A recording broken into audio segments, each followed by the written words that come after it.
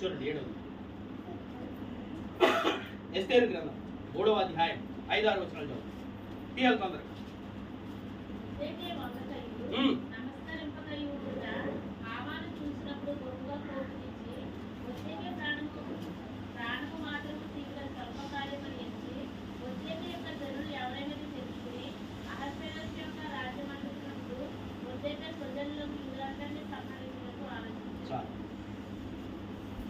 Mordecai గురించి మనకి తెలుసు. ఎస్తేరు యొక్క అంటే చిన్న అలాంటి మొర్దెకై యూదుడిగా ఉన్నాడు. ఇక్కడ మొర్దెకైని బట్టి మనం నేర్చుకోవాల్సింది ఏంటి తెలుసా? మొర్దెకైకి మరణం వచ్చేసింది. హామాన్ అనే దుర్మార్గుడు ద్వారా మొర్దెకైకి మరణం వచ్చేసింది. ఆ దుర్మార్గుడు ఆలోచన ఎలా ఉందో తెలుసా? ఈ మొర్దెకైని మాత్రమే కాదు, యూదుడైన వాడు ఎవడో పడే సంస్థానంలో ఉండటానికి లేదు.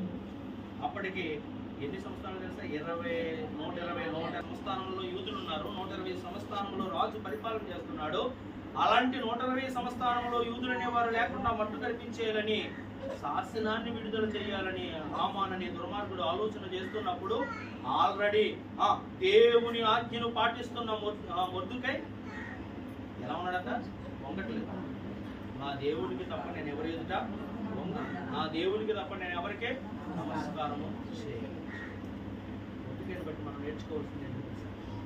మరణమే ఎదురుగా ఉన్నా దేవుడితే తర్వాత సంగతి అని కాళ్ళకి వచ్చిన వాంఛనని చెప్పేసి దేనికి చిన్నదానికి చిన్న ప్రలోభాలకు లొంగిపోయి ఉన్నత బహుమానాలకి దూరం అయిపోయింది.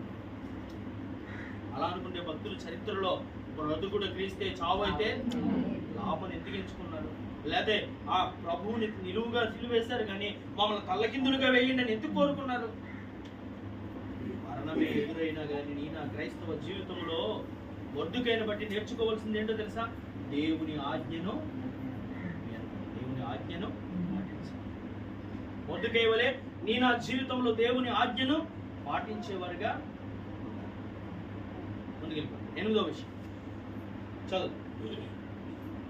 అపోస్తుల కార్యముల గ్రంథం 16వ అధ్యాయం 13వ వచనం నుంచి చదువుకుంటే ఒక స్త్రీ కనపడతారు.